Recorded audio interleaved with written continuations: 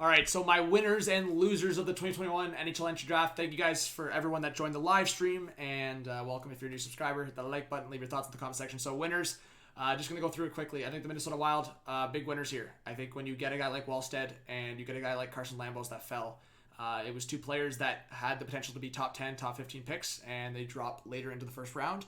And both of them, you could argue, top 10 talents. So Wallstead, one of the better goalies in this draft. You could argue best goalie in this draft.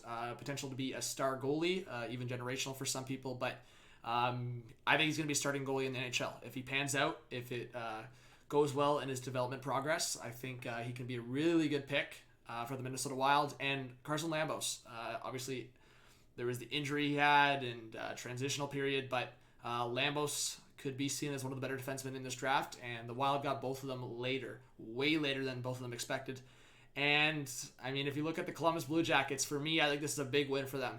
You make the trade with, like, Seth Jones, and you get such a return. Like, just, they're the winners of the day. You get Boquist, you get such a big return.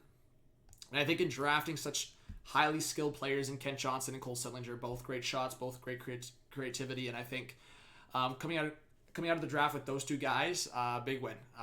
Chances are one of them pan out. I think both of them could pan out. And, I mean, coming into the day with those two guys, you got Boquist now, you got Jake Bean. I mean, Columbus is bumping from today. So, winners there. I think Detroit's a winner. You know what?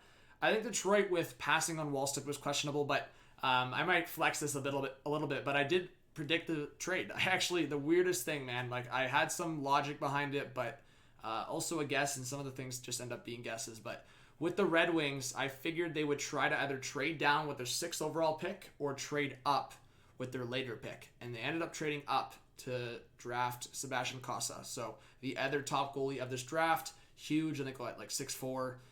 So I think this is a guy, or even taller than that, but this is a guy that could be, again, another starting goalie in this league. And I've learned my lesson. I'm never going to doubt Stevie Y's selections, and I'm confident in Edmondson as a selection here.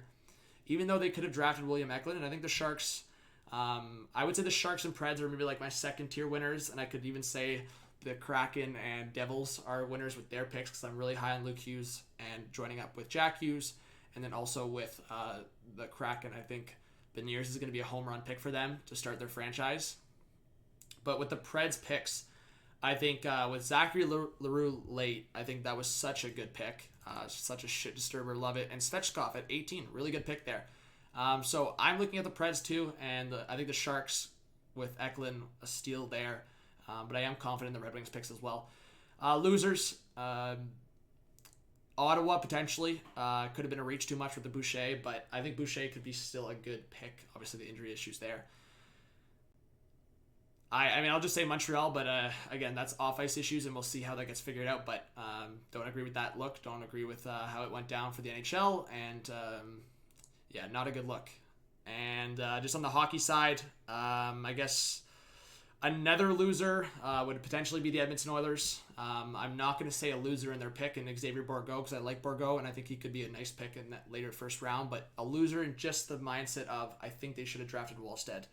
They got the extra third-round pick. But I think in terms of the Oilers having that opportunity to draft a guy like Wallstead, who don't come around often, I think that was their opportunity to pick big. I'm not saying Bourgault's not going to pan out, because it still could be a good pick, so I don't want to label them as like big losers, but in terms of losers and what they could have got, I want to label it as potentially a big missed opportunity. Outside of that, I thought it was fine. I think this one's tough to really label crazy winners and crazy losers.